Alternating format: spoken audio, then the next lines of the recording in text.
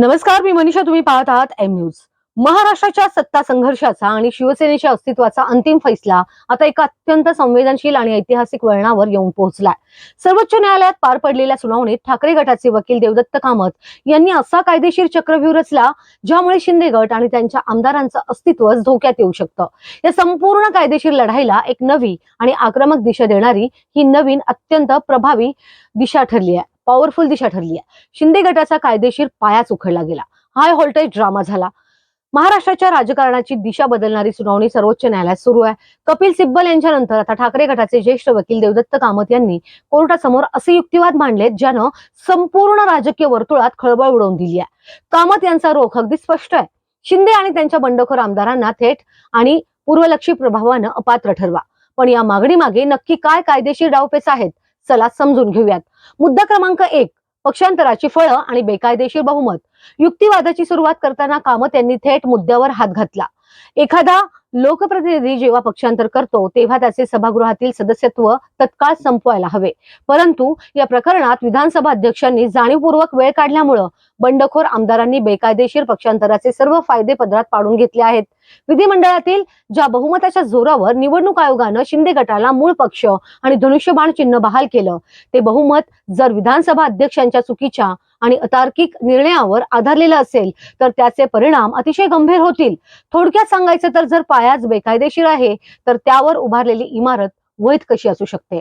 मंडळी, मुद्दा क्रमांक 2, त्याच दिवसापासून अपात्र करा. पूर्वलक्षी मागणी आहे. यावर न्यायालयानं विचारलं, अपात्र करायचं तर ते कुठून आणि कसं करणार. यावर कामत यांनी एक अत्यंत धाडसी कायदेशीर मागणी केली. ज्या दिवशी या आमदारांनी बंडखोरी केली अगदी त्याच मूळ तारखेपासून त्यांचे सदस्यत्व रद्द करण्याची घोषणा सर्वोच्च न्यायालयानं करावी. जरी आज काळाचे चक्र मागे फिरून त्याचे तत्कालीन परिणाम बदलणं शक्य नसलं तरीही बंडखोरीच्या मूळ दिवशी हे आमदार अपात्र होते अशी ऐतिहासिक आणि कायदेशीर घोषणा न्यायालय नक्कीच करू शकते. यासाठी उच्च आणि सर्वोच्च न्यायालयाच्या जुन्या निकालांचे सबळ पुरावेच कामत यांनी कोर्टासमोर सादर केले. मुद्दा क्रमांक 3, विधानसभा अध्यक्षांवर अविश्वास आणि सुभाष देसाई प्रकरणाचा संदर्भ. जेव्हा न्यायालयानं विचारलं की बंडखोरांना त्यांची बाजू मांडण्याची संधी मिळायला हवी की नाही, तेव्हा कामत म्हणाले की सर्व पक्ष आणि त्यांचे वकील आज कोर्टासमोर हजर आहेत. न्यायालय थेट त्यांची बाजू ऐकून घेऊ शकते. याच वेळी त्यांनी सुभाष देसाई प्रकरणाची आठवण करून दिली. आम्ही आधीही न्यायालयाला हीच विनंती केली होती की हा निर्णय विधानसभा अध्यक्षांकडे सोडू नका, कारण अध्यक्षांच्या निष्पक्षतेवर आमचा विश्वास नव्हता. त्यांनी सुनावणीसाठी महिने घालवले. आम्हाला 2दा सर्वोच्च न्यायालयाचे दरवाजे ठोठवावे लागले आणि शेवटी कोर्टाच्या सततच्या दट्ट्यानंतर जानेवारी 2024 मध्ये त्यांनी निकाल दिला. म्हणजेच अध्यक्षांचा पक्षपातीपणा आणि वेळ काढूपणा आधीच सिद्ध झाला आहे. मुद्दा क्रमांक 4, चेंडू पुन्हा अध्यक्षांकडे पाठविण्यास तीव्र विरोध. न्यायालयानं विचारलं की आम्ही स्वतः निर्णय द्यावा की हा खटला पुन्हा अध्यक्षांकडे फेरविचारासाठी पाठवावा. यावर कामत यांनी ठामपणे सांगितलं की हे प्रकरण पुन्हा अध्यक्षांकडे पाठवणं म्हणजेच न्यायाचा गळा घोटण्यासारखं आहे. विधानसभा अध्यक्षांनी पुरावे तपासताना आधीच कायदेशीर निकषांची पायमल्ली केली आहे. शिवाय सध्याच्या विधानसभेचा कार्यकाळ अत्यंत मर्यादित शिल्लक आहे. अशा स्थितीत हे प्रकरण पुन्हा तिथं पाठवलं तर अंतिम न्याय कधीच मिळणार नाही. सर्वोच्च न्यायालयाचे अधिकार केवळ तांत्रिकरित्या याचिकांच्या चौकटीत अडकून राहू शकत नाहीत. पूर्ण न्यायासाठी न्यायालय स्वतः थेट अपात्रतेचा निर्णय घेऊ शकतो. मुद्दा क्रमांक 5, राजेंद्र राणा खटल्याचा मोठा दणका. आपल्या युक्तिवादाला अंतिम बळ देण्यासाठी देवदत्त कामत यांनी उत्तर प्रदेशातील ऐतिहासिक राजेंद्र राणा खटल्याचा दाखला दिला.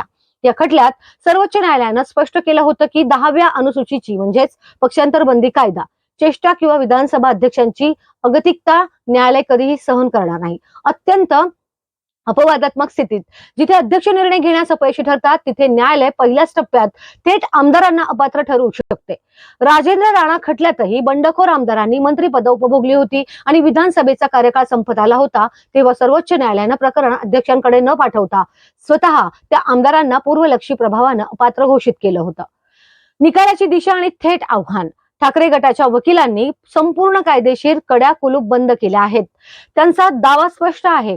जर सर्वोच्च न्यायालयानं या आमदारांना पक्षांतराच्या गुन्ह्यासाठी अपात्र ठरवलं तर निवडणूक आयोगानं ज्या विधिमंडळ बहुमताच्या आधारे शिंदे गटाला शिवसेना नाव आणि धनुष्यबाण चिन्ह दिलं तो मूळ आधारच नष्ट होईल. आता संपूर्ण देशाचं लक्ष सर्वोच्च न्यायालयाकडे लागलं आहे.